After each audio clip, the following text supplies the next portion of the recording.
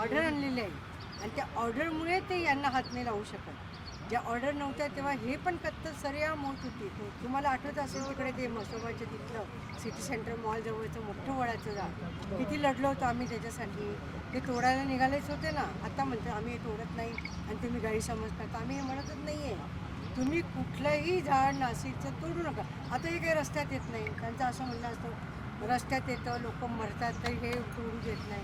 आता इथं काही नाही आहे ना, तुम्ही लोक येऊन मरतात इथे हे झाडांच्या मागे. का करतात असं? तुम्ही याच्यावर दृष्ट लावलेली आहे आणि आम्ही याच्यासाठी गप्पा बसणार नाही. आम्ही खरंच प्रभू श्रीराम प्रेमी आहोत हे तर आपण सिद्ध करूच ना कमीत कमी. हां, तर आपल्याला हे करायचं आहे.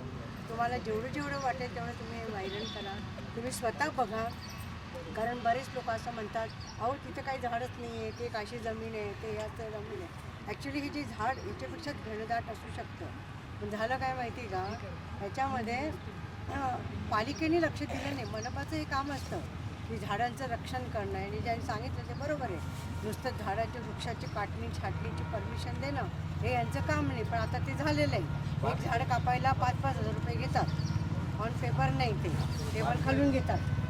काय अजून काय असतं माहिती का? येते नाही येते. ते एक म्हणजे झाडं काम म्हणजे तोडायचं पण काय असतं माहिती. कारण तुमची ते पाटी दिसत नाही, याची पाटी दिसत नाही, तुमची दुकानाची पाटी दिसत नाही आणि काय म्हणतात त्याला, दुकानची पाटी न दिसणं. स्त्रिया का बरं सांगतात म्हणजे कचरा पडतो अंगणामध्ये, आम्हाला झाडायचं असतं. अरे हे काही कारणं झाले का? आपले वैभव आहे हे. तुम्ही असं कसं करू शकता?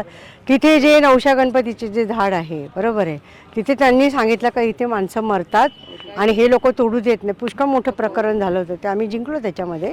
आमचं म्हणणं काय होतं, साधं म्हणणं होतं, हायकोर्टाच्या हायकोर्टाने एक असं आदेश दिला होता, जी झाडं अशी मध्यवर्ती आहेत जिथे ॲक्सिडेंट होतात तिथे तुम्ही वाहतूक बेट बनवा. बरोबर, वाहतूक बेटावर जर समजा कोणी धडकला तर तो मरणार नाही ना. बरोबर आहे ना. कारण हे अशा प्रकारचं आपलं तुम्ही जाऊन बघा. आपल्या मुख्यमंत्र्याचं नागपूरमध्ये असंच आहे. तुम्ही बाकीचे बँगलोरमध्ये जाऊन बघा, तिथे रस्त्यातून झाडं आहेत ना. लोकांनी घरातून झाडं ते आहेत ते तरी घरं ते तोडत नाही. ते त्याप्रमाणे ठीक आहे, तुम्ही इतक्या ह्यापर्यंत नका जाऊ, आमचं काही म्हणणं नाही आहे. पण तुम्ही त्याच्या हे तर पाळा. त्या ठिकाणी एक मॉल होतो आहे, ते जे गंगापूर रोडला तिथे एक मॉल होतो आहे. मॉलवाल्यांना त्यांची अडचण वाटते पार्किंग बिर्किंगसाठी, म्हणून त्यांना ते झाड नको आहे. आता इतकं ते म्हणजे प्राचीन वृक्ष येतो, तो कसा तोडून देणार आम्ही? तर आम्ही ते तोडू दिलो नाही. आमच्यातल्या बऱ्याच लोकांना मारहाण पण केली त्यांनी, पण तरी आम्ही ते केस जिंकलो आणि आज ते झाड त्याचं उभं आहे. पण ते ठीक आहे, ते आम्ही केलं, आम्ही लोक आहेत. पण हे सगळं वाचवण्याची तुम्हा सगळ्यांची जबाबदारी आहे, आपल्या सगळ्यांची जबाबदारी. आम्ही तर आहोतच तुमच्याबरोबर, तर तुमची पण जबाबदारी. प्रत्येकाला जेवढं काही होईल तेवढं केलं पाहिजे. लहान मुलांना आपण हे संस्कार केले पाहिजे, बाबा हे किती महत्त्वाचं आहे, हे जीवन किती महत्त्वाचं आहे. नाहीतर निसर्गच राहिला नाही आहे नाशिकमध्ये. जिथे पण तुम्ही आम्ही म्हणत नाही, आम्ही माईसाहेबला पण काही विरोध केला नाही आहे. माईसाहेब येऊ द्या, आपलं काय रोजगार लोकांना मिळायचं असेल, काय अजून काय व्हायचं आहे ते होऊ द्या, पण इथे नको. ही जागा सोडा ना बाबांनो. पुष्कळ काय आहे, आरक्षणाची खूप सगळी जागा आहे ना. ही तुम्हाला काय पाहिजे, ही सोडून द्या, एवढी जागा सोडून द्या आणि इतरत्र तुम्ही करा. ज्यांच्या जागा तुम्ही बळकावल्या आहेत त्यांच्या मानगुटीवर बसा तुम्ही. ज्या काय आखाड्यांना जागा दिल्या त्यांना विचारा. त्यांना साधू संत काही म्हणत नाही असं काही, पण तुम्ही त्यांना विचाराल तेव्हा ना. तुम्ही त्यांना विचाराल नाही, तुम्हीच ठरवता ते असं. अरे काही साधू संतांनी यांना विरोध केला तर ह्यांनी केलं काय माहिती का, तुम्ही एवढं अतिक्रमण केलं, तुमचं मंदिर एवढं बाहेर आलं, तुमचं हे एवढं, तुम्हाला नोटीस. म्हणजे हे काय आहे? एक महाराज आमच्या इथं आले होते, त्यांनी इथे शंकराचार्यांनी विरोध केला ना. मग ते शंकराचार्य कुठल्या पक्षाचे म्हणे. अरे त्याच्यात पण तुम्ही पक्ष आणतात. पक्ष कसला आला? पक्ष नाही ना. हा निसर्ग हा प्रश्न आहे. हा सगळ्यांना श्वास घ्यायचा आहे ना. हे समजत नाही साधं. हां, आणि कसं आहे, निसर्ग असतो, नंतर आपण असतो, नंतर धर्म येतो, नंतर जात येते, हे सगळं नंतर येतं ना.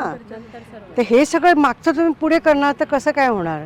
म्हणजे लोक मागे हटतात ना. मग इतके दिवस आता समजा निसर्गच राहिला नाही तर जसं प्रस आटकून घ्यायचे तसे आता सिलेंडर आटकून नाही. आणि तुम्हाला मी ते सांगते, नुसतं सिलेंडर अटकवणं पण नाही, सिलेंडर अटकवणं सोपं नाही. आपल्याला परवडतं का ते? सगळ्यांना परवडत नाही ना. श्रीमंत जे लोक हा असा विरोध करतात आणि जे लोक करतात ना, त्यांचे मुलं बिलन ते स्वतः फॉरेनला जातात, बरोबर.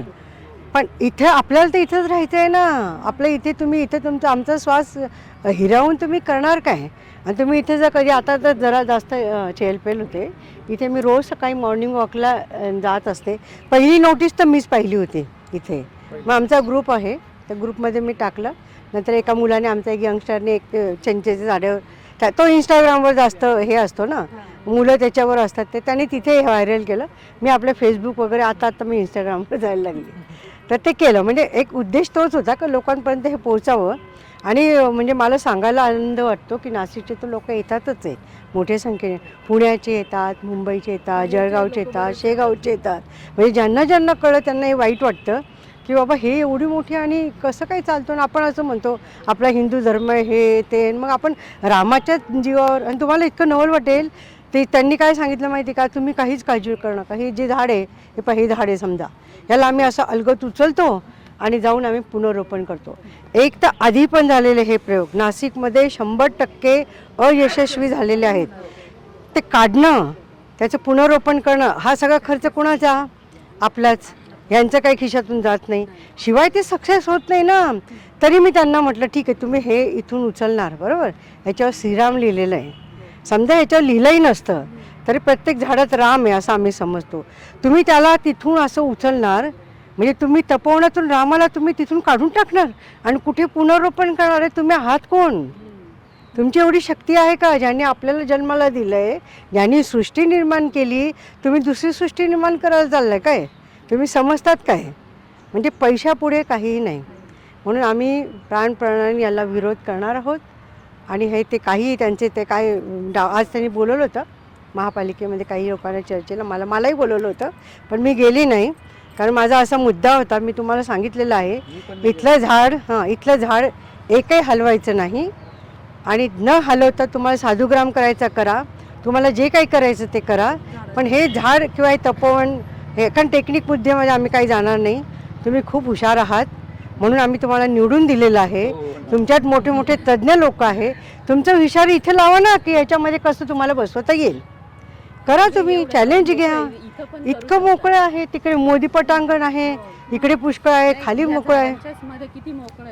अरे इथं तुम्ही एवढी झाड आहे ना, तुम्हाला सांगते ही जाऊन याच्यामध्ये एक राहुटी बसवू शकते. अरे ते कुंभमेळा करायला येतात का ते पिकनिक करायला येतात? त्यांचा प्रश्नच नाही. ह्या लोकांचंच हे सगळं. कुंभमेळा सगळं व्यवस्थित होईल म्हणजे साधूंना सुद्धा ते लोक वेठीला धरायला लागले असते. एकदाही कधीही झाड कापण्यात आलेलं नाहीये.